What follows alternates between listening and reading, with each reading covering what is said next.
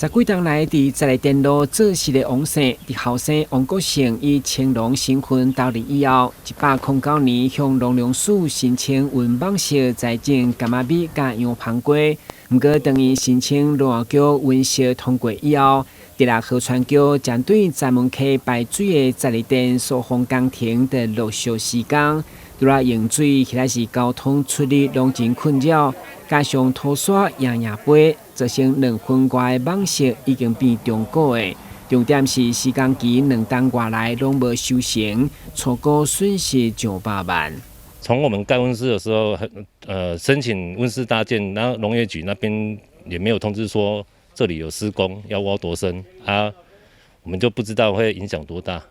对啊，因为既然农业局和中国人，他们应该是要延期施工啊。对啊。对啊。所以目前你们损失的状况大概怎么样？损失的状况就是新盖的低坝型温室就2年没有什么收成了。对啊，还没收成，就是因为本身温室我也是要贷款的。对啊，虽然农粮署补助也是一部分而已啦，没有办法说全额补助嘛。他们2年没有收成，就没有办法缴贷款嘛。面对工程所造成农民的苦楚，议会公务委员会接受真情，包括赵志林、陈坤和等这议员拢到场关心，强烈要求农局要介入协调施工单位弥补损失，包括农产下旱嘛会恢复原状。你要做的恢复原状，对，要跟我们这边的农民协调。是，你不要做你的，我知道。你做你的，做完了以后就跟你看这，所以2件事情要进行积极的协调，怎么来做弥补这个损失的协调。第二个，恢复原状的协调，这个东西你袂使拢要做你家己的。不过会中因为施工单位认为因的过程拢有提供用水，并且甲农民协调，引起争论。我开工的时阵，4月份开工的时阵，我就拢有甲人家拜访过啊，甲讲要做。